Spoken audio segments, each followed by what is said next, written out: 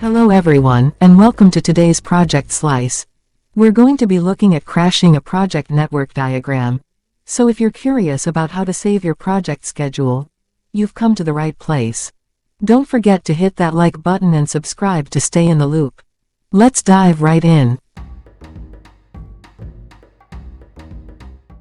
So, you've got your project network diagram all laid out, but suddenly things aren't looking so hot.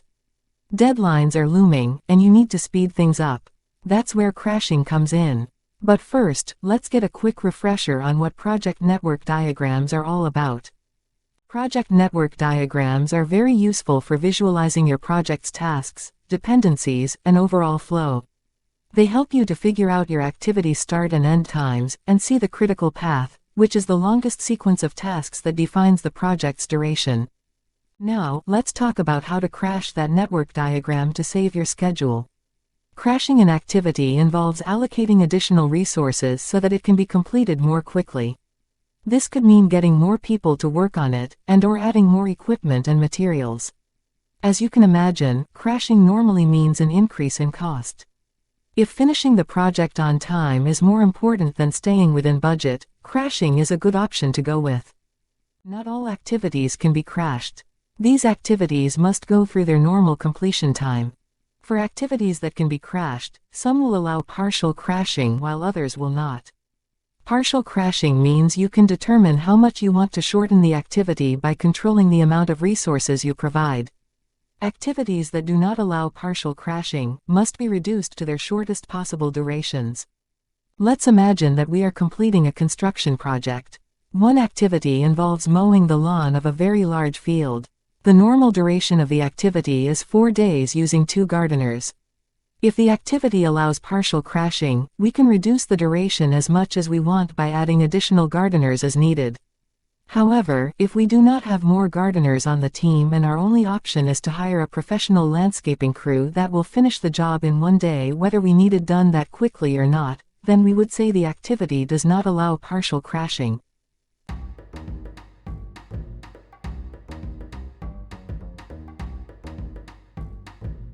Let's look at how to crash a project network diagram using our earlier network example.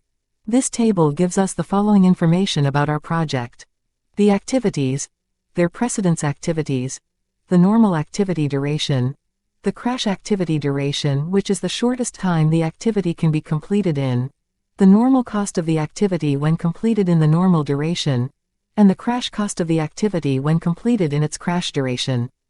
It also tells if partial crashing is allowed or not for activities that can be reduced by more than one time period. The first thing we will want to do is calculate the activity slope for each activity. The activity slope tells us the cost to crash the activity for a single period.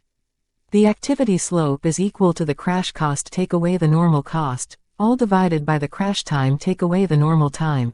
For activity A, that would be 100 take away 50, divided by 2 take away 3. The answer is -50. For simplicity we ignore the negative sign.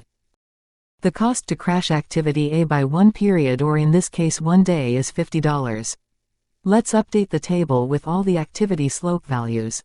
Now that we have all our activity slopes, we can move on to create a network diagram so that we can visualize the flow of activities. For crashing exercises, we use an activity on arrow or AON network diagram instead of the more popular activity on node or AON. The AOA diagram allows us to graphically display the activity duration using a timeline. This will help us when we are crashing activities. We will create a separate video on making AOA versus AON diagrams. If it's not in the video list yet, make sure you hit the notifications bell so you will know when it's up. For now, here is our AOA diagram.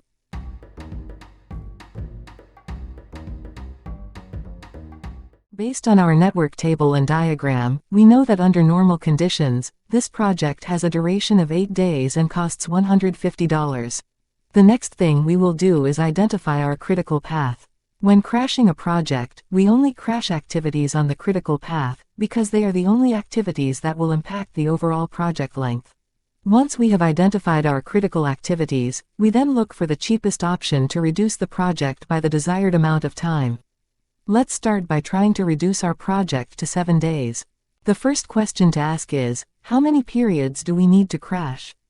We want to go from 8 days to 7 days, so we will crash by 1 day. The second question to ask is, which activities should we consider? We should only consider critical path activities, therefore only activities A, B and E qualify. The third question to ask is, which of these activities are available for crashing? Since they are all crashable activities, and none of them has been crashed before, they are all available for crashing. The final question to ask is, which is the cheapest to crash for the required time? In this case, A is the cheapest to crash at $50 per day, so it is chosen.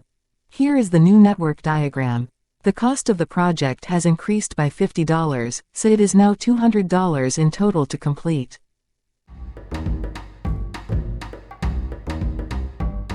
Now let's go from 7 days to 5 days.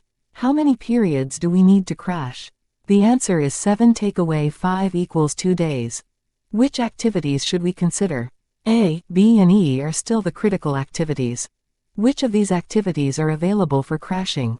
Only B and E are available because A has already been reduced to its full crash duration of 2 days. Of B and E, which is the cheaper or more cost-effective to crash? B is technically cheaper at $70 per day and can reduce the path by 1 period to 6 days, however we will still need to crash another day to go down to the desired 5 days. In this unique case, even though E is more expensive at $80, it is more cost-effective because in one go, it will reduce the path by the 2 periods needed to make it 5 days. We choose E in this case. ABE is now 5 days, but we are not finished yet. There is another question we must ask ourselves. Have we created any new critical paths? In this case the answer is yes. A, C is 4 days in length, but AD is 6 days and is now the critical path. This means the project is 6 days long instead of the desired 5 days, so we need to go through the crashing process with AD. We must crash AD by 1 period to make it 5 days. The only activity available for crashing is activity D. Even though we can crash D by up to 3 periods, we only need to partially crash it by 1 day to bring the path down to 5 days in total. It costs $30 extra to crash D by 1 day. The project now has 2 5-day paths and a 4-day path, so the overall project duration is 5 days. Here is the updated network diagram. The cost of the project has increased by 80 plus 30 equal $110. The 5-day project costs $310 in total to complete.